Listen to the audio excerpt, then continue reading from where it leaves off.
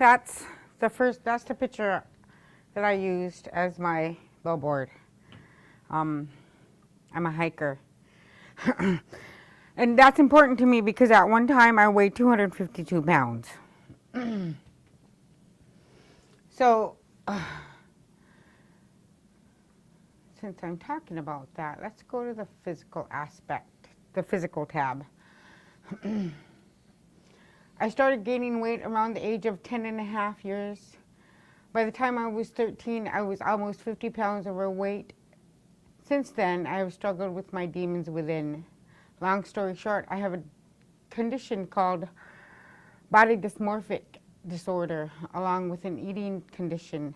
In layman's terms, I believe myself to be physically unattractive, but the truth be told is I believe myself to be ugly in looks. I am told by many how beautiful I am, but that is how those people see me and not how I see myself. I have been in counseling over this and still am. In order to combat this, I work out. I try to eat healthy. I try to forgive myself for a session of binge eating. I am fully aware of my condition that I need divine intervention to become healthy. So this is my best friend. I'm on Team Patty. Anyways, we do a lot of hiking together. She takes me all over Alaska. We hike quite often. I take my 14-year-old daughter with me, and I always carry a Sharpie with me. And whoever I'm hiking with, whether it's on a tree trunk or on a rock, I write our names and the date. It proves that I was there. I don't know who I'm proving it to, but I was there. Here are some of the pictures. This is Goldman Trail. That was like an all-day hike. My daughter and my friend, they're getting tired of me taking their pictures, so they started sticking their tongues at me. This butterfly almost landed on one of us, and I thought it had landed on Patty on this particular hike, but it didn't. It was a different hike. So this is another hike. This is the first time I summited Wolverine Peak, and its elevation is higher than that of Flat Top, so it's 4 hours up and 4 hours down. There's Flat Top, so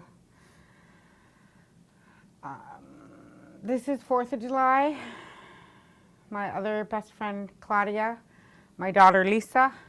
The story behind this is that at the saddle down here, beyond this little ridge there, the saddle, I had attempted this hike before and I froze. And then a couple of days later, the three of us were hiking up there, and I'm like, you know, it gets really scary right there, but if you are close to me and you give me moral support, I can make it. And so we were basically scared to go that last little distance.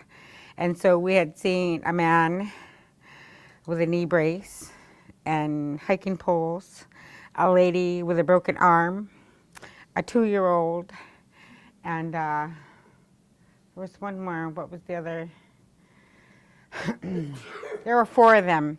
And these people, they had true excuses as why they shouldn't summit that last dangerous part. And here they were coming off the mountain like easy breezy, beautiful easy. And it was my 13-year-old, she was 12 or 13 then, she said, "We have no excuses." So we went up and we made it. This is me at my biggest. And see, until, like I was saying earlier, until I was willing to recognize that I had a problem, and until I was willing to do something different about it, all of you could tell me I had a problem. And I was going to find a way to deflect that. I was going to find the way to sweep it under the rug. And I wasn't going to air my dirty laundry. So at my biggest, I was 252 pounds. That means I was 51 inches around, and I'm 59 inches tall.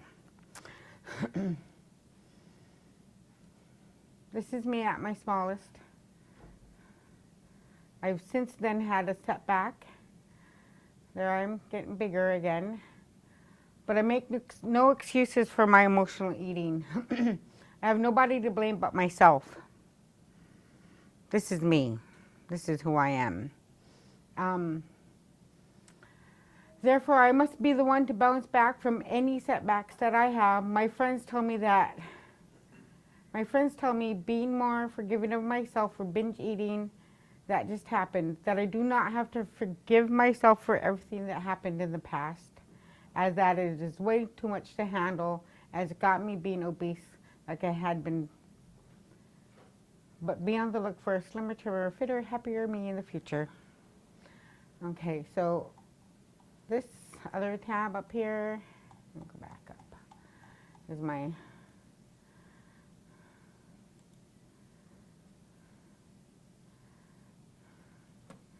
there's a major component to my life. That is, I'm a member of Alcoholics Anonymous. It has changed my life dramatically. I cannot have had this life that I live today without the Almighty Creator, AA, the 12 Steps, my family, the fellowship, and my friends. This is my drum. I am an Inupiaq dancer. I am learning the traditional songs, the dancing, and I'm learning to drum. And when I'm engaging in that part of my culture, I said it yesterday, I feel my ancestors in me, of me, through me, and all around me. And this is the dance group that I participate in. This is at the Sober Mute annual picnic. What was it? Village in the Spirit? Village Spirit?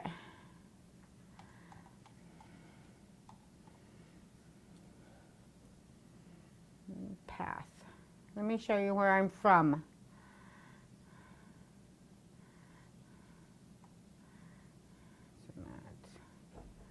Community. Is it under community?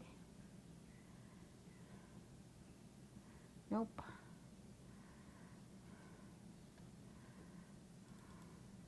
Where's the village tab at? Oh, here it is.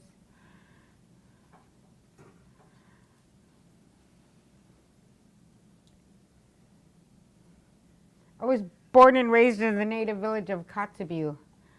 That's just above the Arctic Circle. That's my hometown. And that's where it is. Anchorage is right here. I grew up in the land of the midnight sun. And so it takes a little bit of time. It took me some time.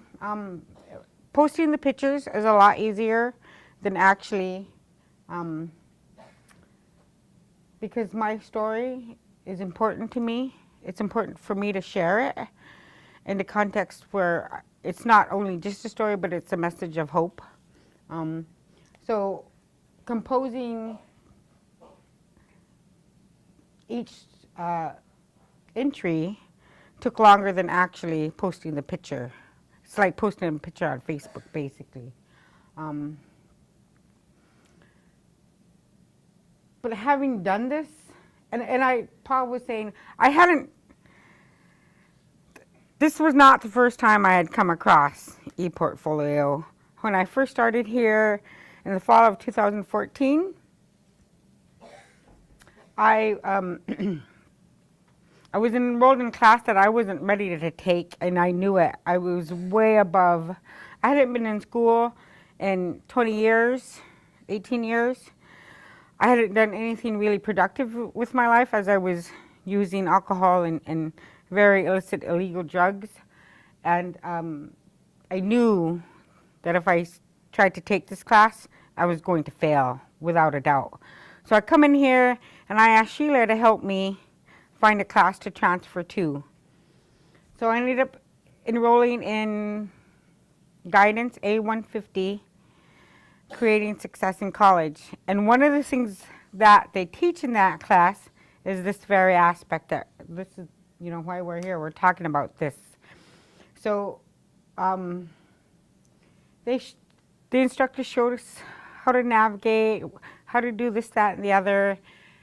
And like I just brushed it off. I blew it off because I'm a busy student, don't you know? I'm a mother of four, don't you know? I go to AA, don't you know? I am, you know, this is just one more thing on the plate of my life. So I had left it alone for 2 years, and then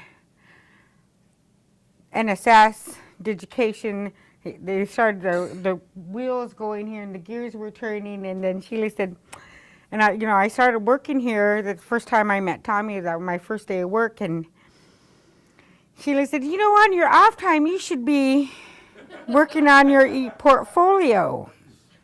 Little did she know. Little, yeah. And actually, because I get to choose what I want to do with my life, you were saying earlier, I'm the only person that can make me happy. So I get to choose whether I'm going to be bitter and upset and angry and dysfunctional, or I'm going to accept what happened to me and move on and be the creator of my own happiness. So every day, you know, I show up, I give it the best that I have. Some days I hit grand slam, some days I strike out, some days I walk, some days I don't even bat.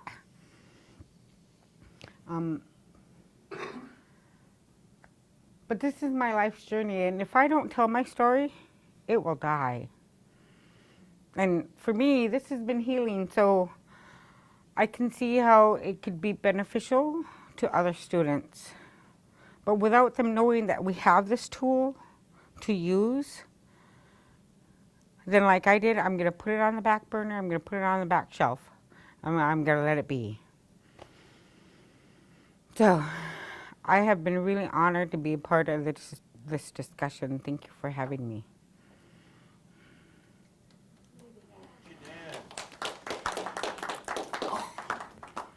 I'd like to just say thank you for sharing again, and it's awesome to hear your life journey and see it also through this tool I've never seen before. But if I could see that if I was like an advisor, or if I was somebody within leadership or an employer, I would trust this a whole lot more than I would a 2-page resume. I don't think I could get to know someone on a 2-page resume of those distant accomplishments, but I can see who you are through that tool. And You're also working, Nina and I have talked about this a little bit. AHANA, which is the Multicultural Center, is now moving to a portfolio-based scholarship model to allow students to fully tell their story in a more rich way. And so one of the things you and I have talked about is how could I create a flavor of this that actually gives Eva a competitive advantage in looking for scholarships, or jobs, or some of the other things. She may not share everything. She may take pieces of her story, especially even as much as we laugh about the Wolverine. For an employer, it shows a certain grit and tenacity to stick to it. And it's a wonderful story, and I really honor the work that you did. It is amazing to watch it come alive with her. so the e-portfolio can also be a way to record my academic works. So right here, this video here, in English A108, we were given an assignment of writing a paper on how alcoholism affects the individual, the family, and the community, and what were the possible solutions to that. And because I'm so honest and open about my own recovery, and that I'm a member of AA, which is, you know, it's supposed to be anonymous, I break my own anonymity every day, because how can I help other people if they don't know that I can help them if I'm silent about my own recovery? Now, not everybody feels that way, and that's okay. But my part of this paper was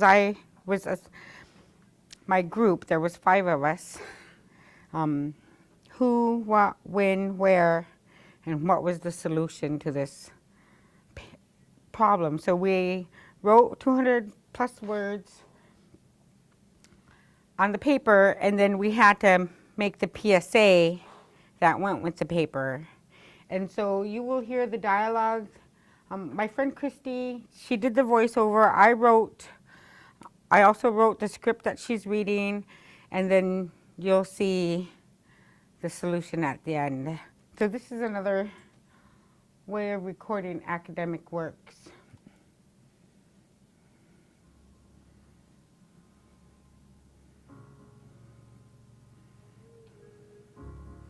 Alcohol is not our way of life, and it's devastating. We didn't grow up with alcohol, and we don't know how to use it, and we misuse it.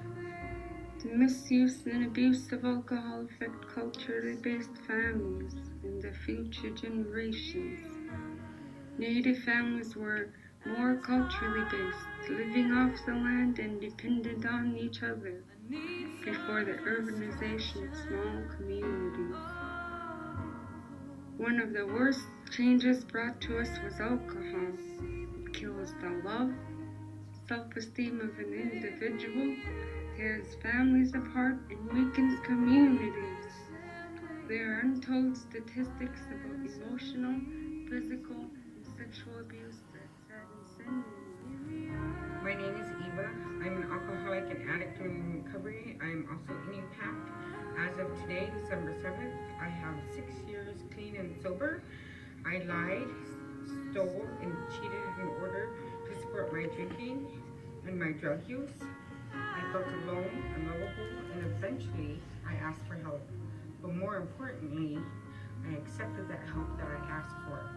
It was not an easy journey. It was hard and scary at times. I had to look at myself and take responsibility for what I had made of my life. I found that I could change. I found hope. I worked hard. I still work hard. If you or anyone you know might have a problem with alcoholism, please ask for help. Never give up hope for a better life.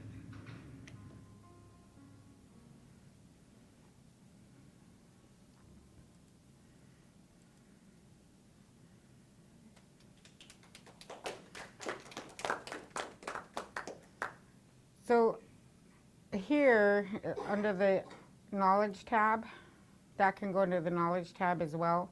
I could post papers that I really scored well on, or tests that I truly bombed. Because without failure, there can be no success. Maybe I said that wrong. But I think this is a very powerful tool, and it can help a lot of people. We just, like everybody's been saying, this is a whole new ball game. And we're team A. We are the varsity team. So we can do this.